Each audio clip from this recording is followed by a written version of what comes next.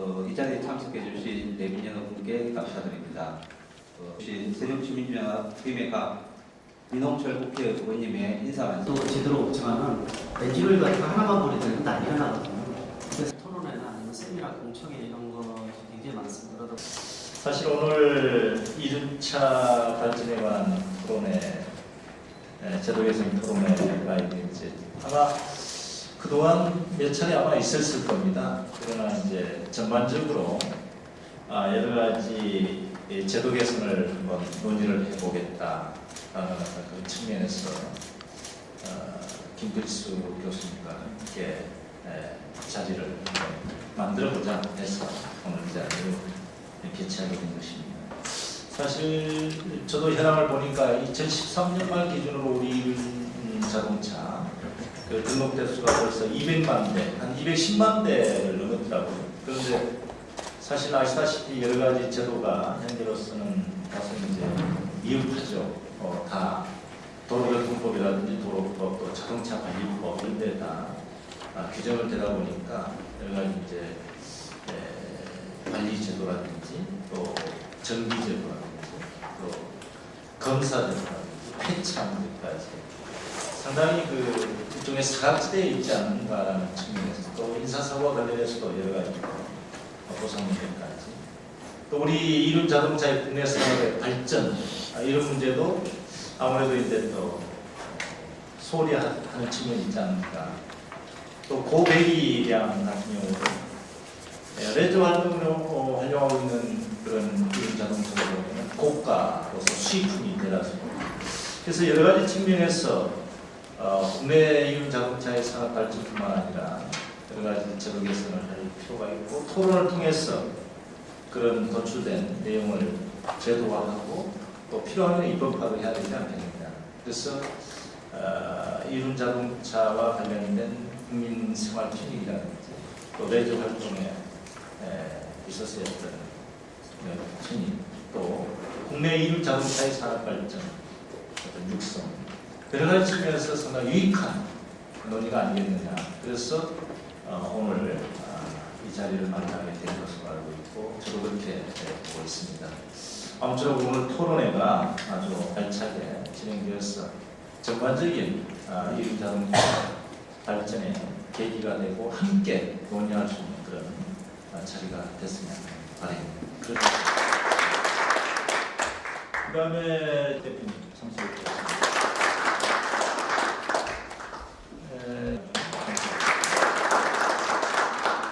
또 제대로 없지만은 엔지오일 같은 거 하나만 보내도 난리가 나거든요.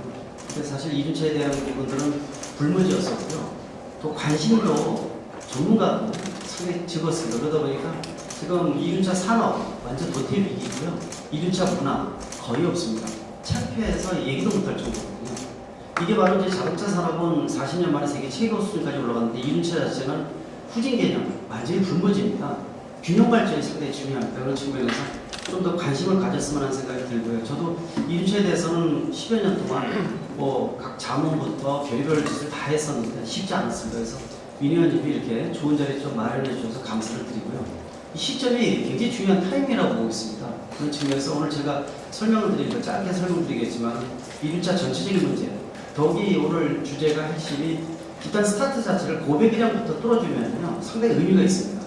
일단 부정적인 시각, 특히 우리가 3.1절이라든지 아니면 8.6 광복절 제일 많이 나오는 뉴스가 폭주적하고요 퀵 서비스 문제 두 가지를 항상 부각시킵니다.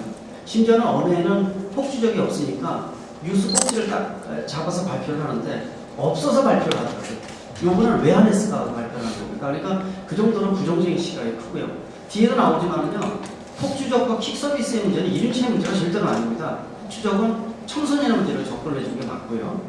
퀵 서비스는 퀵 서비스 업으로 접근을 해줘야 돼요.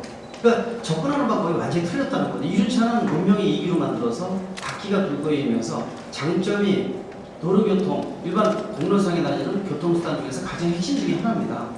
이 바퀴 4개인 거하고 균형을 맞춰줘야 되는 게 굉장히 중요한 부분이거든요. 그런 측면에서 이 전체 지금 불모지를 전체적으로 한꺼번에 올려요. 이렇게 스타트를 끊으면서 하나하나 올려주게 되면 이게 동기 유발이 된다고 보고 있거든요. 그런 측면에서 사실 좀 굉장히 중요한 자리라고 보고 있습니다.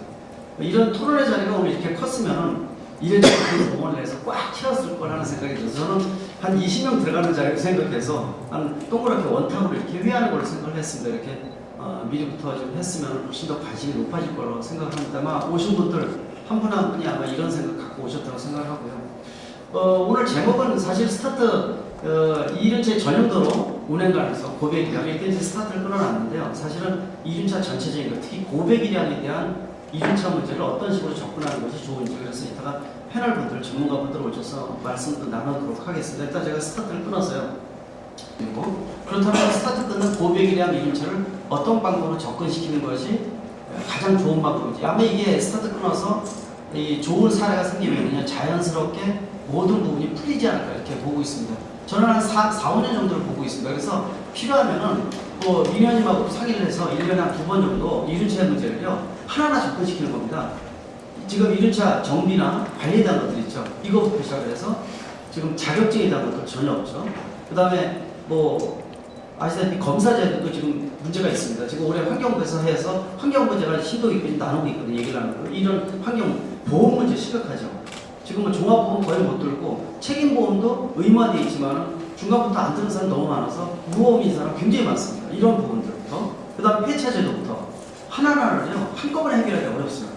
그래서 이거를 1년에 한 2번 정도를 정책적으로 가져서 체계적으로 하나씩 바꾸는 겁니다. 입법화 시키면서. 그래서 오늘 국토부 과장님도 오시고 경찰청 계장님도 오셨어요. 실무 책임자분들이시니까 오셔서 이런 부분들을 하나 수면 위에 올려서 진짜 선진형으로 올릴 수 있는 방법. 그러면서 부작용이 없어야 되거든요.